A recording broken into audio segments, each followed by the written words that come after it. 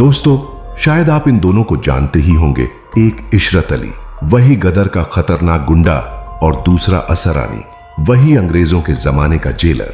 लेकिन क्या आपको मालूम है, इशरत अली जिसने फिल्मों में दमदार विलेन बनकर नाम कमाया, उसी के साथ एक बार बड़े सुपरस्टार के सेट पर ऐसी भयंकर लड़ाई हो गई थी कि उसे सालों तक इंडस्ट्री से बाहर कर दिया गया। कहा जाता है उसने गलत वक्त पर गलत आदमी से पंगा ले लिया था और वहीं से उसकी बर्बादी शुरू हुई। और असरानी, एक वक्त था जब एक नामी निर्देशक की फिल्म में हीरो बनने का मौका मिला था, मगर शूटिंग के दौरान ही उस डायरेक्टर से इतनी जबरदस्त बहस हो गई कि उस फिल्म से निकाल दिया गया और फिर कभी किसी ने उन्हें हीरो की तरह नहीं देखा।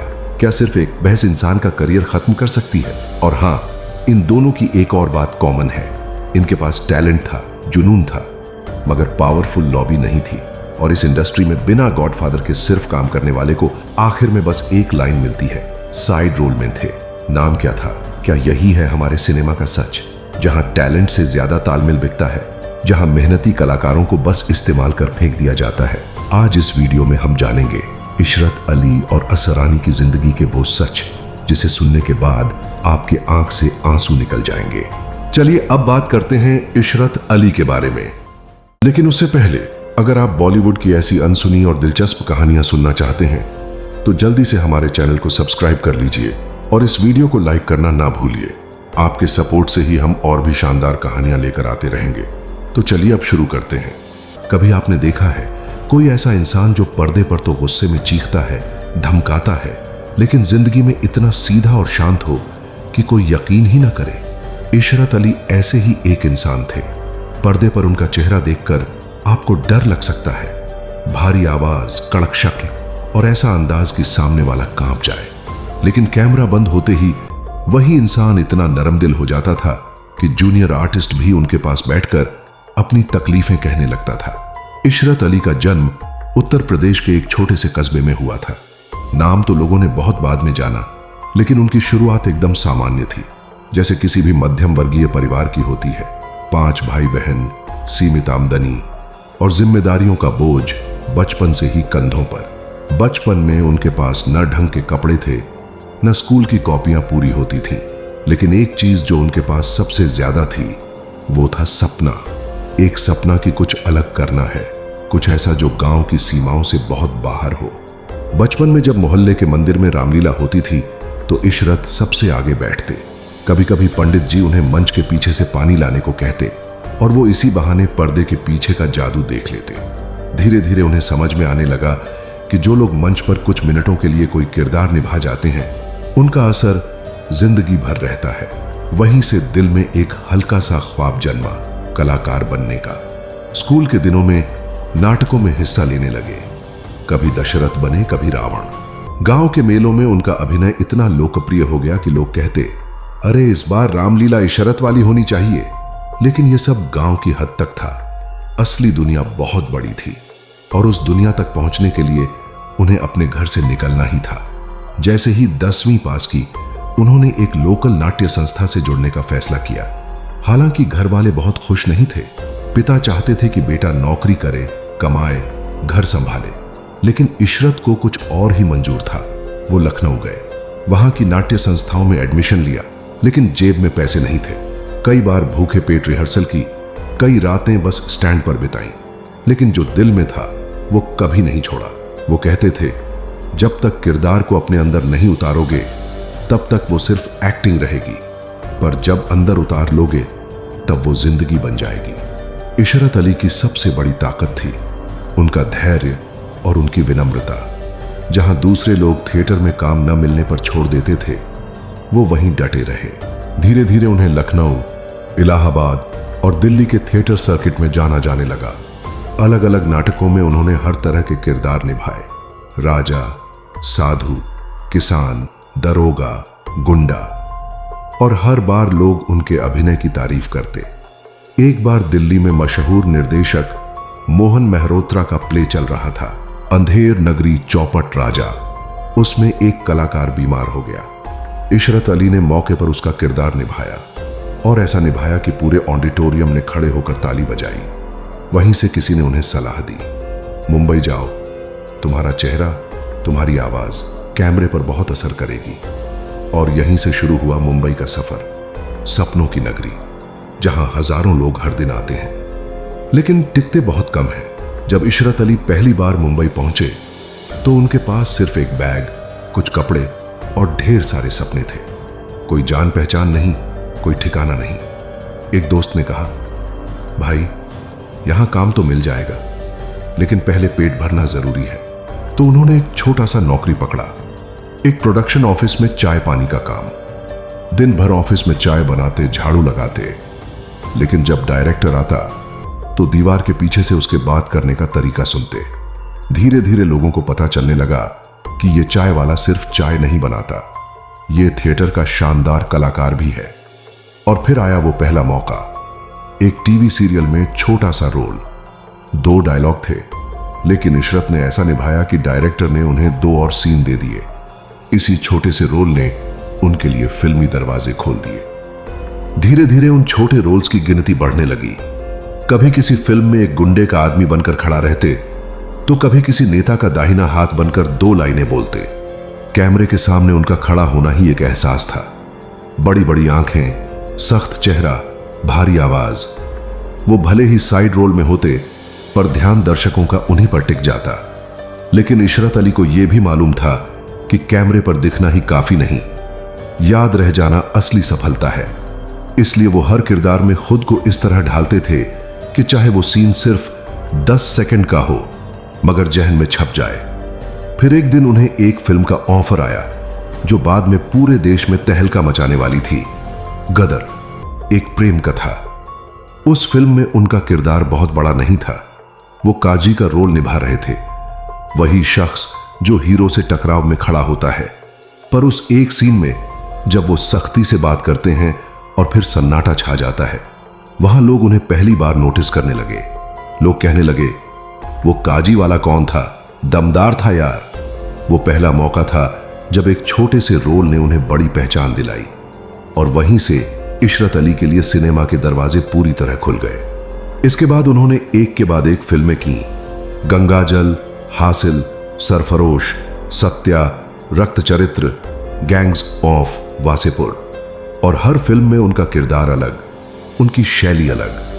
खास बात यह थी कि वो हर किरदार को ऐसे निभाते जैसे वो उस इंसान को वर्षों से जान रहे हों। अगर उन्हें गुंडा बनना होता तो वो उसकी सोच तक में उतर जाते। एक बार उन्होंने कहा था, खलनायक बनने के लिए खलनायक को समझना पड़ता है, उससे नफरत नहीं करनी चाहिए, तभी वो सच्चा लगेगा।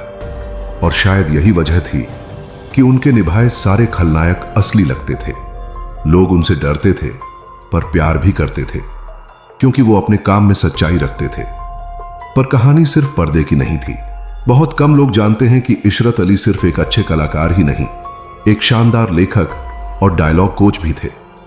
कई बार जब फिल्मों की स्क्रिप्ट में कोई सीन कमजोर लगता तो डायरेक्टर खुद उन्हें बुलाकर कहते, इशरत भाई जरा इसमें जान डाल दो।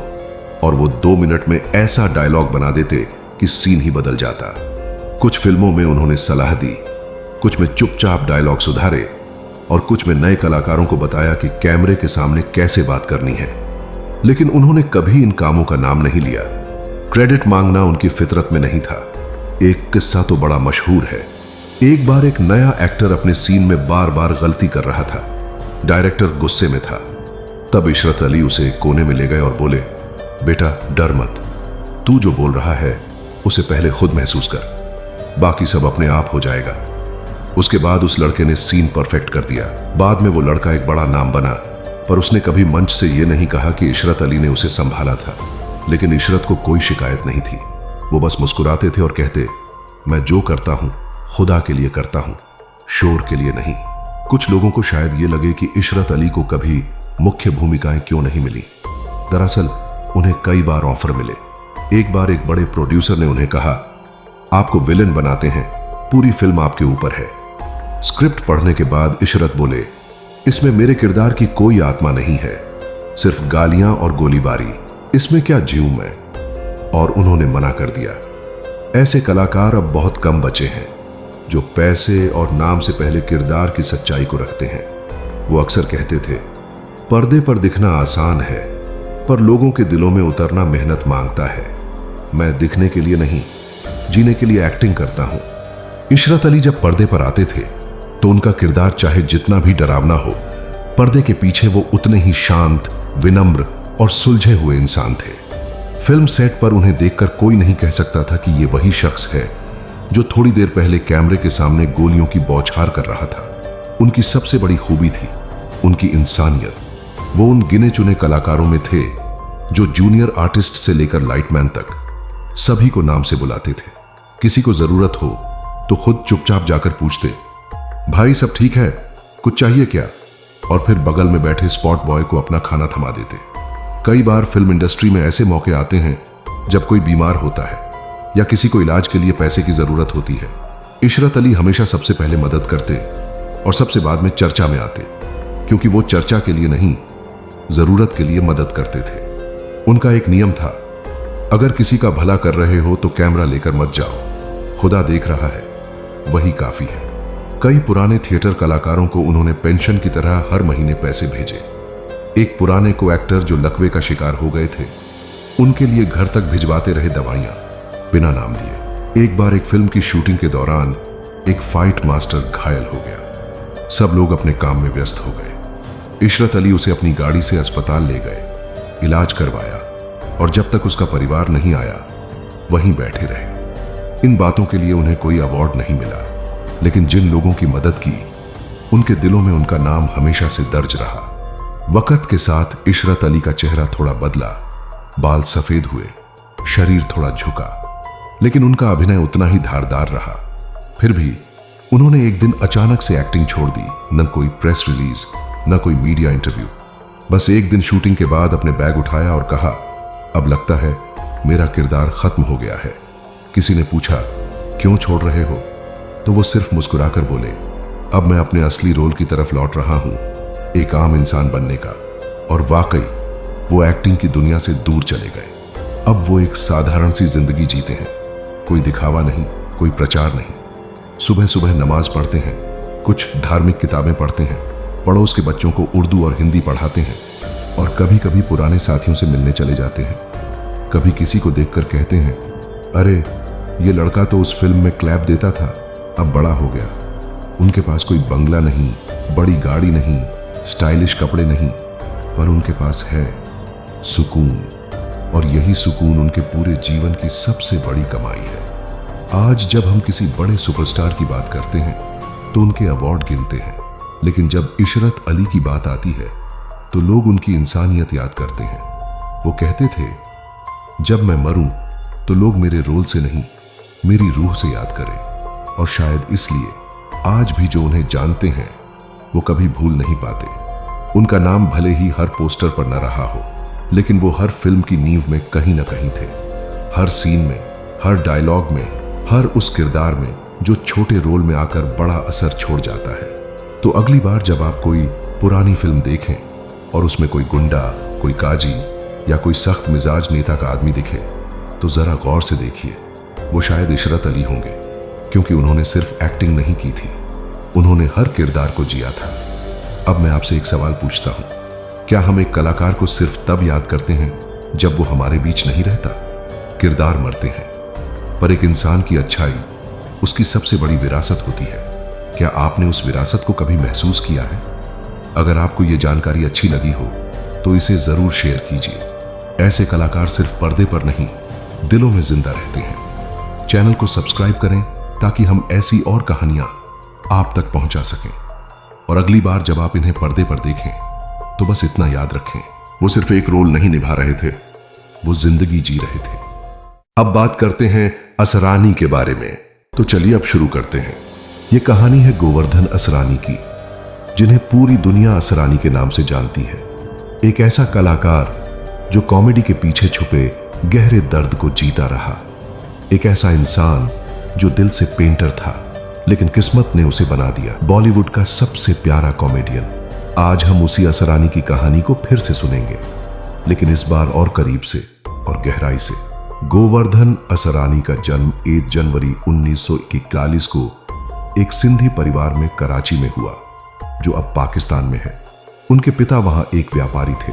परिवार अच्छा चलता था, लेकिन जब 1947 में देश का बंटवारा हुआ तो जैसे लाखों लोगों की किस्मत बदल गई। असरानी का परिवार भी उस तूफान में बह गया। सिर्फ 6 साल की उम्र में असरानी ने वो मंजर देखा जो किसी बच्चे को नहीं देखना चाहिए। बंटवारे का खून, चीखें, भागती ट्रेनें और हर तरफ डर। कराची छोड़कर उन्हें जयपुर आना पड़ा, जहां उनके पास न पैसा था, न घर, न कोई पहचान। वो कहते हैं ना, कुछ जख्म दिखते नहीं हैं, लेकिन पूरी जिंदगी साथ चलते हैं। असरानी का बचपन एक नए शहर में, नए हालात में बीता, जहां हर दिन एक संघर्ष था। स्कूल, दोस्त, भाषा, सब कुछ नया था। और शायद यहीं से उनके अंदर एक कलाकार जन्म लेने लगा, जो अपनी हकीकत से भागकर रंगों और कहानियों की दुनिया में खो जाना चाहता था। उनके पिता चाहते थे कि असरानी कोई ठीक ठाक नौकरी करें, जैसे सरकारी बाबू या कोई बिजनेस चलाएं। लेकिन असरानी को किताबों से ज्यादा दिलचस्पी होती थी, स्केचिंग, पेंटिंग और रंगों से। उन्होंने जयपुर स्कूल ऑफ आर्ट्स से आर्ट की पढ़ाई शुरू की और घंटों रंगों से खेलते रहते। लेकिन कभी कभी किस्मत एक कलाकार को वहां ले जाती है, जिसके बारे में वो कभी सोचा भी नहीं होता। एक दिन असरानी ने राज कपूर की एक फिल्म देखी, शायद आवारा, और उस दिन उन्हें लगा कि पर्दे पर कहानियां सिर्फ दिखती नहीं हैं, वो दिल में उतरती हैं। उनकी आंखों में एक नया सपना बस गया, एक्टिंग का। अब सोचिए, 1960 का दौर, जयपुर जैसे शांत शहर से निकलकर मुंबई जाना, वहां जाकर एक्टिंग का करियर बनाना और फिर फिल्म इंडस्ट्री में टिकना, यह सब किसी पहाड़ पर चढ़ने जैसा था। लेकिन असरानी ने ठान लिया। वो मुंबई पहुंचे और सीधे दाखिला लिया film and television institute of India, FTII, Pune में, जो उस समय पूरे देश में एक्टिंग का सबसे बड़ा और प्रतिष्ठित संस्थान था। FTII में दाखिला मिलना आसान नहीं था। वहां हजारों सपने आते थे, लेकिन चुनिंदा ही पास होते थे। असरानी पास हुए और एक्टिंग की दुनिया में पहला कदम रखा। क्या आप जानते हैं, FTII के उस दौर में उनके साथ पढ़ते थे शत्रुघ्न सिन्हा, डैनी, जया भादुरी और बाद में ओमपुरी भी वहीं से निकले। यहां असरानी ने एक्टिंग की सिर्फ तकनीक नहीं सीखी, उन्होंने सीखा कि कैसे एक सीन के पीछे इंसान की सोच, भावना और दर्द छुपा होता है। और मजे की बात यह है कि FTII में पढ़ने के बाद असरानी को इतना पसंद किया गया कि उन्हें वहां एक्टिंग टीचर भी बना दिया गया। यानी एक छात्र से गुरु बनने का सफर इतना जल्दी, यह सिर्फ काबिलियत से ही मुमकिन था। 1967 में असरानी को पहली बार एक फिल्म मिली, हरे कांच की चूड़ियां। यह रोल बहुत छोटा था, फिल्म भी बहुत ज्यादा नहीं चली, लेकिन उस फिल्म ने असरानी के दिल में एक उम्मीद जरूर जगा दी कि वो सही रास्ते पर हैं। इसके बाद उन्होंने कई फिल्मों में छोटे छोटे किरदार निभाए, कभी नौकर, कभी दुकानदार, कभी दोस्त या पड़ोसी। हर किरदार में वे पूरी जान झोंक देते थे। भले ही स्क्रीन पर सिर्फ 2 मिनट हों, लेकिन वे उस 2 मिनट को यादगार बनाने की कोशिश करते। बॉलीवुड में उस दौर में एक टाइप कास्टिंग होती थी, हीरो, हीरोइन, विलन और बाकी सब सपोर्टिंग। असरानी को अक्सर हीरो के दोस्त का टैग दे दिया जाता था। लेकिन सोचिए, कितना मुश्किल होता है हर बार खुद को साबित करना, जब लोग आपको सिर्फ साइड रोल समझें। फिर भी असरानी ने कभी हार नहीं मानी। उनकी कॉमिक टाइमिंग, उनके एक्सप्रेशंस और उनकी मासूमियत ने धीरे धीरे उन्हें दर्शकों के दिलों में जगह दिलानी शुरू की। 70 के दशक की कई फिल्में थीं जहां दर्शक असरानी के सीन का इंतजार करते थे, क्योंकि उनके आने से फिल्म में एक ताजगी आ जाती थी। उनकी कॉमेडी सिर्फ हंसाने के लिए नहीं होती थी, उसमें एक सादगी होती थी, एक अपनापन। फिल्म इंडस्ट्री में जब तक कोई मजबूत सहारा न मिले, आगे बढ़ना बहुत मुश्किल होता है। असरानी की जिंदगी में ये सहारा बने 2 महान कलाकार, राजेश खन्ना और संजीव कुमार। राजेश खन्ना ने न सिर्फ असरानी की काबिलियत को पहचाना, बल्कि उन्हें अपने कई प्रोजेक्ट्स में शामिल किया। बावर्ची, अमार प्रेम, नमक हराम, इन फिल्मों में असरानी ने वो रोल किए जो भले ही साइड में थे, लेकिन यादगार बन गए। राजेश खन्ना के साथ उनकी बॉन्डिंग ऑन स्क्रीन ही नहीं, ऑफ स्क्रीन भी खास थी। वो असरानी को एक भरोसेमंद साथी मानते थे और अक्सर अपनी टीम में रखते थे। दूसरी तरफ थे संजीव कुमार, जिनके साथ असरानी की दोस्ती और भी गहरी थी। दोनों ने साथ में कई फिल्मों में काम किया, कभी एक दूसरे के कॉम्प्लीमेंट बनकर तो कभी कॉन्ट्रास्ट बनकर। संजीव कुमार के गंभीर अभिनय के बीच असरानी की हल्की फुल्की कॉमेडी एक बेहतरीन संतुलन बनाती थी। दर्शक इस जोड़ी को पसंद करने लगे। शायद यही वजह है कि बॉलीवुड के कई डायरेक्टर्स उन्हें बार बार साथ में कास्ट करने लगे। इन रिश्तों ने असरानी को एक ऐसा प्लेटफॉर्म दिया जिससे वे छोटे किरदारों के बावजूद बड़े बनते चले गए। फिर आया साल 1975 और आई एक ऐसी फिल्म जो भारतीय सिनेमा की सबसे बड़ी फिल्म बन गई, शोले। इस फिल्म में असरानी का किरदार सिर्फ कुछ मिनटों का था, लेकिन उन कुछ मिनटों ने उन्हें अमर कर दिया। हम अंग्रेज के जमाने के जेलर हैं, ये लाइन आज भी जैसे इतिहास में दर्ज हो चुकी है। कैसे असरानी ने उस किरदार को निभाया, उनकी आंखें, उनका हाव भाव और वह मजाकिया डर जो उनके चेहरे पर था, वो सब मिलकर एक आइकॉनिक सीन बन गया। उस समय के डायरेक्टर्स कहते हैं कि असरानी के उस छोटे से रोल ने शोले में कॉमेडी का वो तड़का लगाया जो फिल्म को और भी रंगीन बना गया। सोचिए, एक फिल्म जिसमें धर्मेंद्र, अमिताभ, अमजद खान जैसे दिग्गज हों और वहां भी असरानी अपनी छाप छोड़ जाते हैं। यही असरानी की असली ताकत थी, कम समय में भी खुद को अमर कर जाना। 1970 और 80 का दशक असरानी के करियर का स्वर्णिम समय था। ऐसा लगता था कि हर दूसरी फिल्म में असरानी जरूर नजर आते थे, कभी पुलिस वाले के रोल में, कभी स्कूल मास्टर, कभी पड़ोसी, कभी रिश्वतखोर बाबू, लेकिन हर बार वे अपने अंदाज से दर्शकों को हंसा देते थे। उनकी लोकप्रियता का ये आलम था कि कई निर्माता और निर्देशक फिल्मों की स्क्रिप्ट लिखते वक्त यह सोचते थे यह रोल असरानी के लिए फिट होगा। असरानी ने तकरीबन 400 से ज्यादा फिल्मों में काम किया और उनमें से ज्यादातर में उनका रोल भले ही छोटा रहा हो, पर उनकी उपस्थिति फिल्म को हल्का और मनोरंजक बना देती थी। उनकी कॉमेडी सिर्फ सिचुएशनल नहीं होती थी, उसमें सामाजिक व्यंग्य भी होता था। उनका हर डायलॉग, हर एक्सप्रेशन लोगों को सीधा हंसी तक नहीं, दिल तक ले जाता था। लेकिन ये ऊंचाइयां एक समय के बाद धीमी होने लगी। 90 का दशक असरानी के लिए मुश्किलों भरा रहा। बॉलीवुड की दिशा बदलने लगी थी, नई पीढ़ी आ रही थी, नई तरह की कॉमेडी आ रही थी। गोविंदा, जॉनी लीवर और परेश रावल जैसे नए कॉमेडियन उभर रहे थे। असरानी जैसे पुराने कलाकारों के लिए स्क्रीन स्पेस सिकुड़ने लगा। वो दौर ऐसा था जब असरानी के पास रोल्स तो थे, लेकिन वो पहले जैसे नहीं थे, न स्क्रीन टाइम, न ही स्क्रिप्ट में दम। कई बार उन्हें ऐसे किरदार ऑफर होते जो सिर्फ भीड़ में एक चेहरा बनकर रह जाते।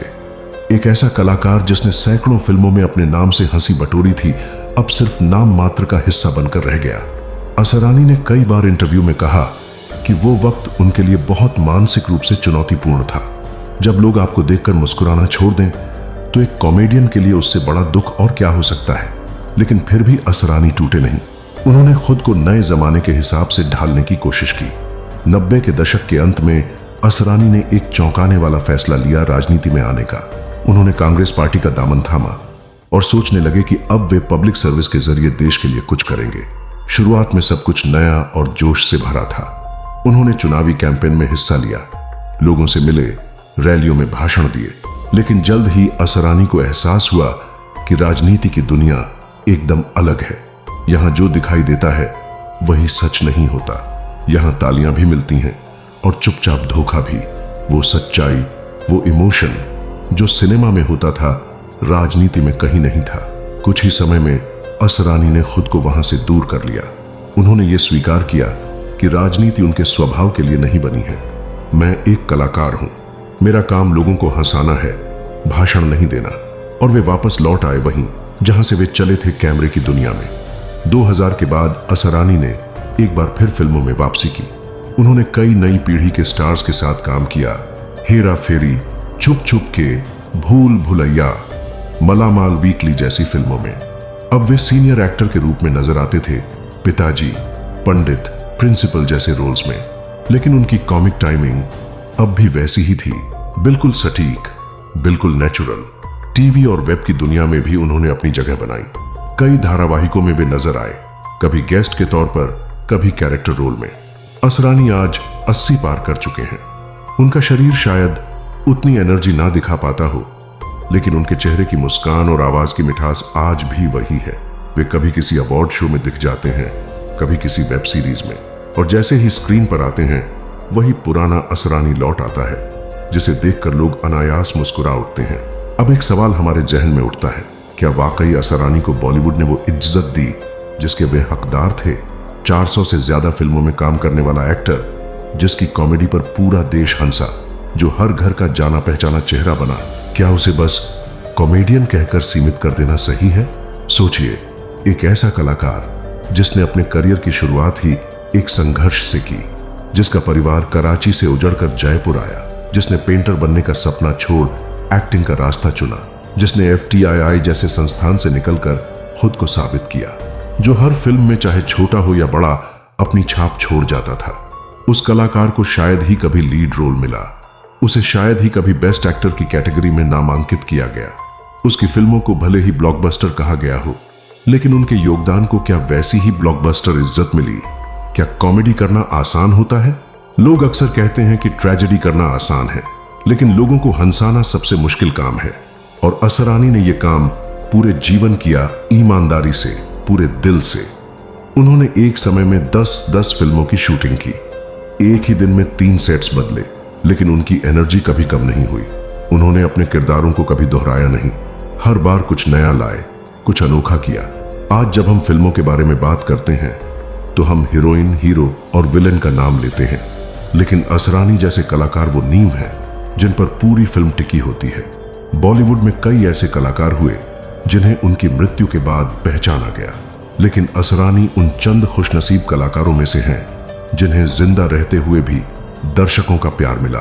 शायद उन्हें उतने अवार्ड्स नहीं मिले, शायद मीडिया ने उन्हें कभी पहले पन्ने पर नहीं छापा, शायद फिल्मी पार्टियों में वे स्पॉटलाइट में नहीं रहे, लेकिन जो चीज उन्हें मिली वो हर किसी को नहीं मिलती। लोगों का सच्चा प्यार, उनकी कॉमेडी में ठहराव था, मासूमियत थी और एक क्लास था जो आज के दौर में कम दिखता है। वे आज भी जब किसी शो में आते हैं तो लोग खड़े होकर ताली बजाते हैं, क्योंकि वे जानते हैं कि ये वो चेहरा है जिसने हमारे बचपन, हमारी यंग एज और यहां तक कि आज भी हंसने की वजह दी। तो अगली बार जब आप कोई पुरानी फिल्म देखें और उसमें असरानी नजर आए तो थोड़ा रुकिए, उन्हें ध्यान से देखिए, उनके हाव भाव, उनका एक्सप्रेशन, उनकी टाइमिंग। शायद तब आपको महसूस होगा कि ये सिर्फ कॉमेडियन नहीं बल्कि एक परफेक्शनिस्ट कलाकार थे। और अगर आप भी ये मानते हैं कि असरानी को सिर्फ हंसाने वाले कलाकार नहीं बल्कि एक सच्चे आर्टिस्ट के तौर पर याद किया जाना चाहिए, तो इस वीडियो को लाइक जरूर करें, कमेंट में अपनी पसंदीदा असरानी फिल्म का नाम लिखें और इस वीडियो को उन सभी लोगों के साथ शेयर करें जो सिनेमा से प्यार करते हैं, क्योंकि शायद किसी कलाकार को उसका असली सम्मान तब मिलता है जब हम सब मिलकर उसका जिक्र प्यार से करें।